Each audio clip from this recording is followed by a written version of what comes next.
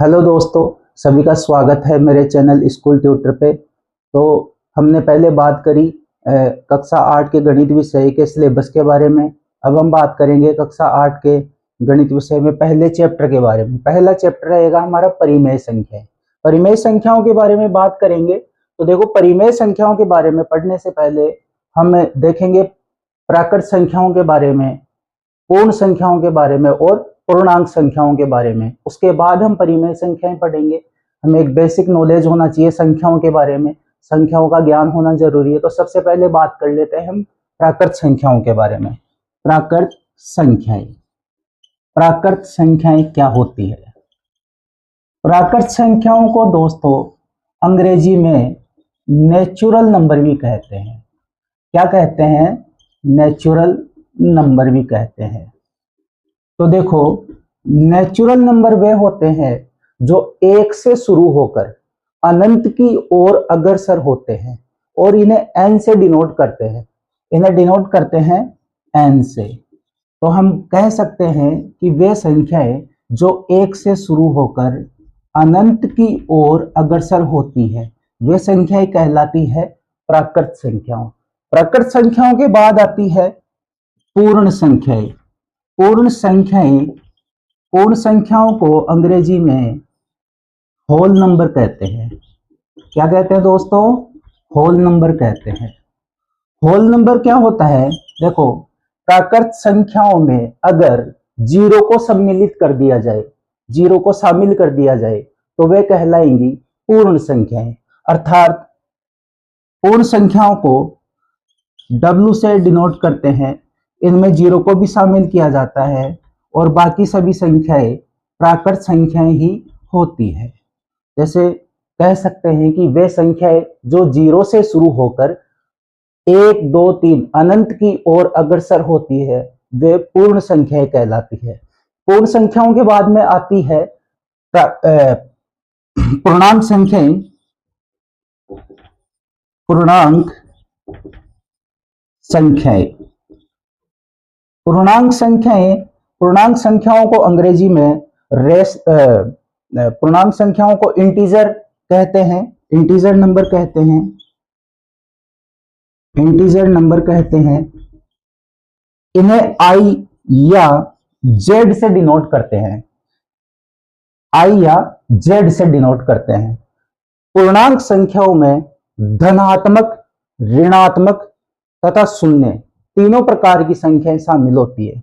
जैसे हम कह सकते हैं वे संख्याएं जो माइनस अनंत से शुरू होकर -3, -2, -1, 0, 1, 2, 3 ऐसे अनंत की ओर अग्रसर होती है, वे कहलाती है पूर्णांक संख्या। अब देखो दोस्तों, पूर्णांक संख्याओं में भी क्या होता है कि ये जो शून्य होता है ये उदासीन होता है। शून्य कैसा होता है? उदासीन होता है। ये शून्य ना तो धनात्मक होता है और ना ही ऋणात्मक होता है। और -1, -2, -3 से बढ़ते क्रम में जो माइनस अनंत की ओर जाती है, ये होती है ऋणात्मक पूर्णांक। ये क्या कहलाती है? ऋणात्मक पूर्णांक। और एक से जो अनंत की ओर अग्रसर होती है, वे कहलाती है धनात्मक पूर्णांक। क्या कहलाती है दोस्तों? धनात्मक पूर्णांक। और जीरो के दाईं तरफ, राइट साइड में, एक से शुरू होकर जो अनंत की तरफ संख्याएं जाती है, एक से शुरू होकर अनंत की तरफ जाते हैं, तो ये होता है बढ़ता हुआ क्रम। कौन सा क्रम होता है? बढ़ता क्रम। और अगर जीरो के बाईं तरफ -1 से शुरू करते हैं और माइनस अनंत की ओर बढ़ते हैं, तो संख्याओं का क्रम घटता जाता है। इधर होता है घटता क्रम। कौन सा क्रम दोस्तों? घटता क्रम। तो एक बार आप इसका स्क्रीनशॉट ले लीजिए, देख लीजिए।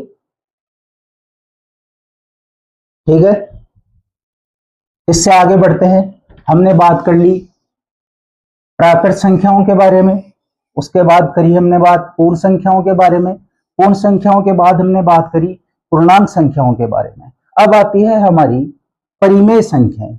कौन सी संख्याएं? परिमेय संख्याएं। अच्छा, परिमेय संख्याओं को अंग्रेजी में रेशनल नंबर भी कहा जाता है। क्या कहा जाता है दोस्तों? Rational number. इन्हें रेशनल नंबर भी कहा जाता है। रेशनल नंबर वे होते हैं, अर्थात वे संख्याएं जिन्हें p बटे क्यू के रूप में प्रदर्शित किया जा सके या दर्शाया जा सके। वे संख्याएं जिन्हें p बटे क्यू के रूप में लिखा जा सके परिमेय संख्याएं होती है। पर इसमें एक शर्त होती है कि जो q का मान होता है वो शून्य नहीं होना चाहिए। p बटे क्यू में जो q का मान होता है वो शून्य नहीं होना चाहिए। और हम कहते हैं कि शून्य एक परिमेय संख्या है।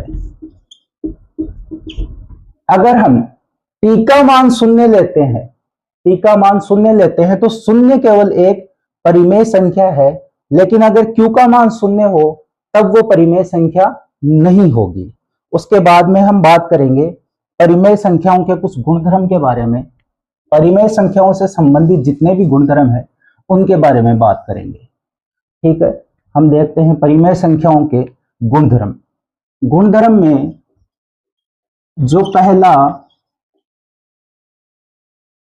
गुणधर्म है वो है संवृत नियम। संवृत नियम, ठीक है। संवृत नियम के बारे में देखते हैं। संवृत नियम के अंतर्गत हम चार प्रकार से परिमेय संख्याओं के बारे में पढ़ेंगे। एक योग के लिए, एक व्यवकलन के लिए, व्यवकलन का मतलब घटाना, एक गुणा के लिए और एक भाग के लिए। तो सबसे पहले हम योग के लिए देखते हैं। योग के लिए, ठीक है, योग के लिए परिमेय संख्याएं संवृत होती है या नहीं, हमें ये चेक करना है। तो माना कोई दो परिमेय संख्याएं ली हमने, एक ले ली 3/8, एक ले ली -5/7।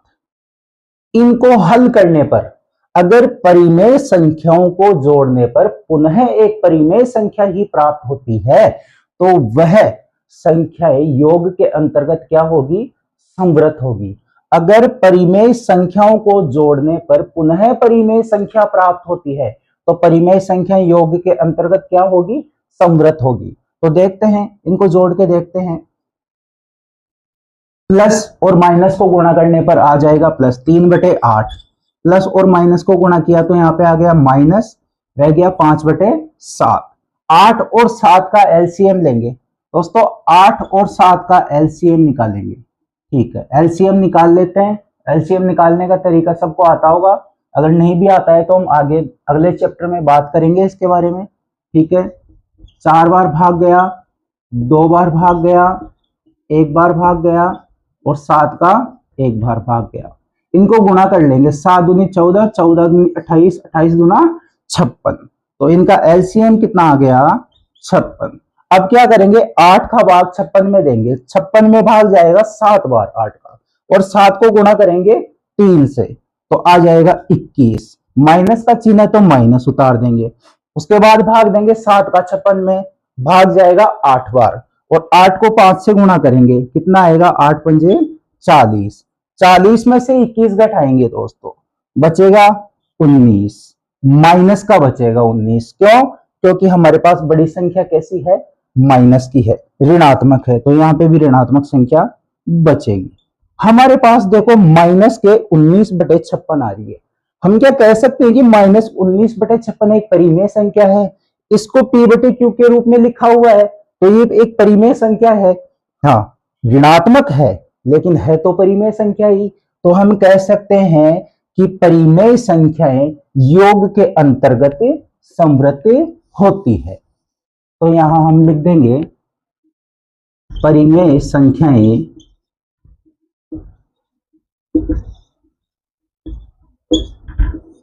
योग के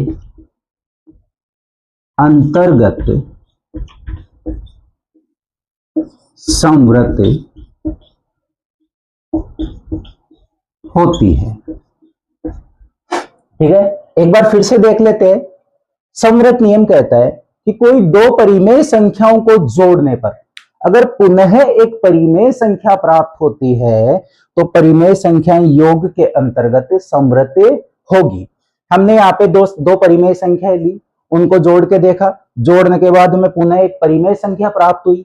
परिमेय संख्या प्राप्त हो गई तो हमें पता चल गया कि परिमेय संख्याएं योग के अंतर्गत क्या होती है, समवर्त होती है। और हमने यहाँ पे लिख भी दिया कि परिमेय संख्याएं योग के अंतर्गत समवर्त होती है। तो हमारा नियम, आप एक बार इसका स्क्रीनशॉट ले लीजिए, हम आगे बढ़ते हैं इसके बाद में। ठीक है दोस्तों, आगे बढ़ते हैं। हमने देखा योग के अंतर्गत, अब देखते हैं व्यवकलन के लिए। किससे संबंधित देखेंगे, व्यवकलन से संबंधित। व्यवकलन, व्यवकलन का मतलब होता है घटाना।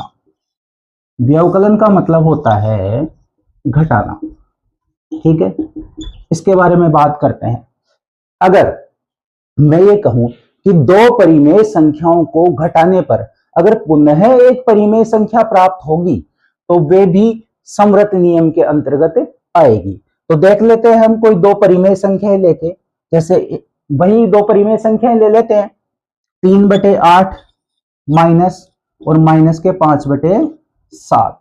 वही हमने संख्याएं ले ली वापिस से, इनके बारे में बात करेंगे। देखो, माइनस को माइनस से गुणा किया तो प्लस हो जाएगा, तो 3/8 प्लस 5/7। 8 और 7 का एलसीएम अभी हमने निकाला था, कितना आया था, 56। 56 में 8 का भाग देंगे, 7 बार जाएगा, 7 को 3 से गुणा किया 21, प्लस का चिन्ह है तो प्लस। 56 में 7 का भाग दिया, 8 बार जाएगा, 8 को 5 से गुणा करेंगे तो 40 आ जाएगा। देखो दोस्तों, 40 और 21 को जोड़ने पर हो जाएगा 61, 61/56। तो क्या ये भी एक परिमेय संख्या है क्या? तो हम कह सकते हैं कि परिमेय संख्याओं को घटाने पर पुनः एक परिमेय संख्या प्राप्त हो रही है, अतः परिमेय संख्याएं व्यवकलन के अंतर्गत समवर्त होती है। तो हम यहां लिख देंगे कि परिमेय संख्याएं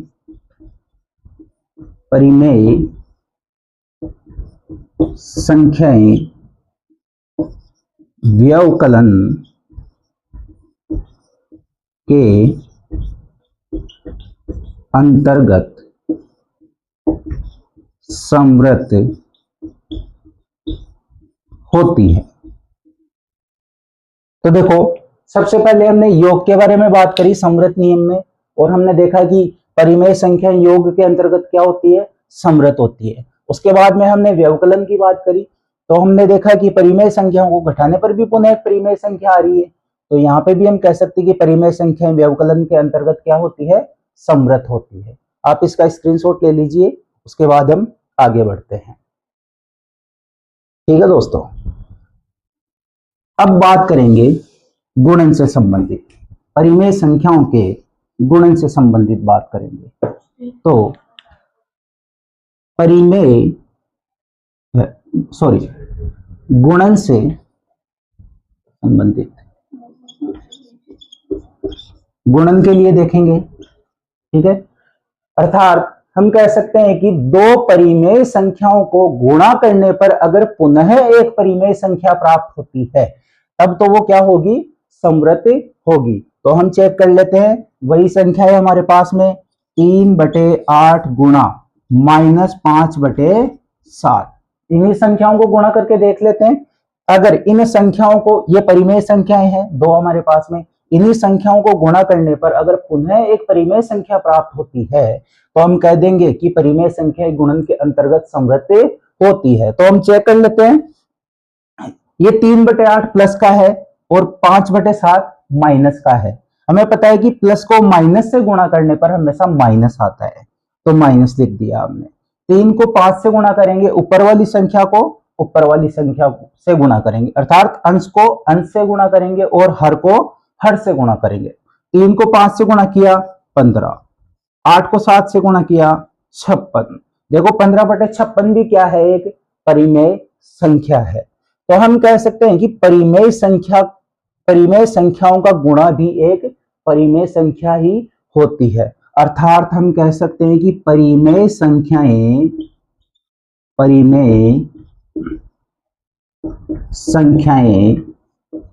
गुणन के अंतर्गत संवृत होती है।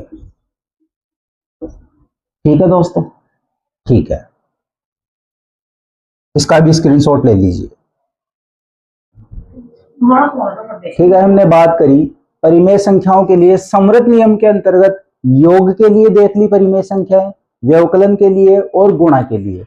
अब बात करेंगे भाग के लिए, डिवाइड के लिए। ठीक है दोस्तों, देखते हैं भाग के लिए। हमारे पास वही संख्याएं हैं, उन्हीं संख्याओं को लेकर हम बात करेंगे।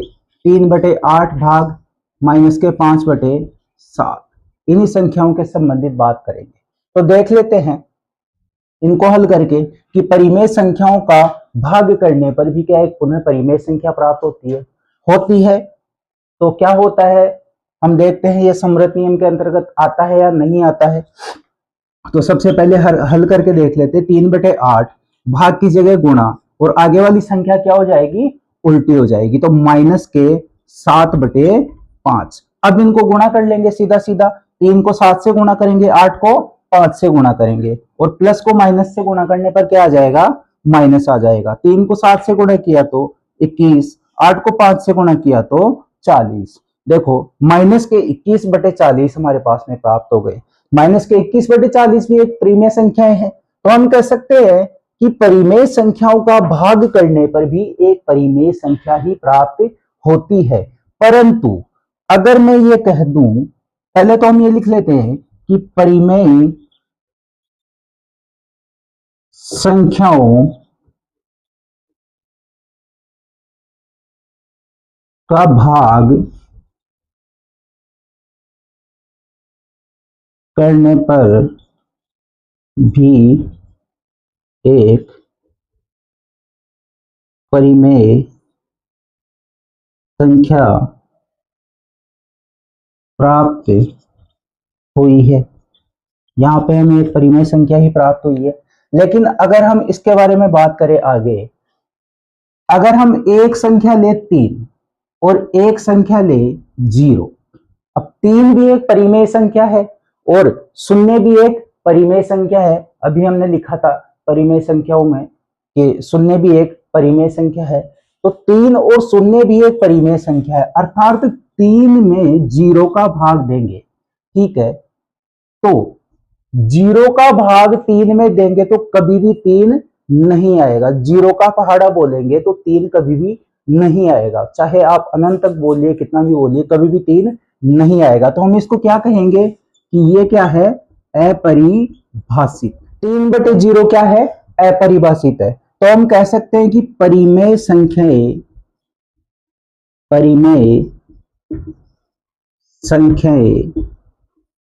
भाग के अंतर्गत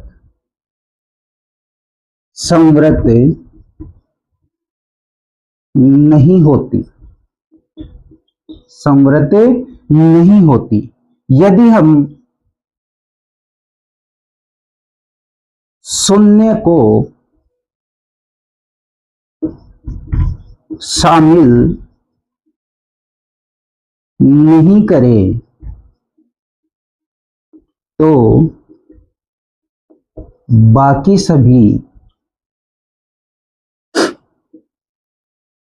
संख्याएं, परिमेय संख्याएं, बाकी सभी परिमेय संख्याएं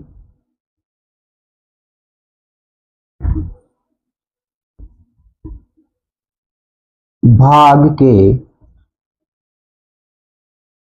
अंतर्गत संवृत होगी।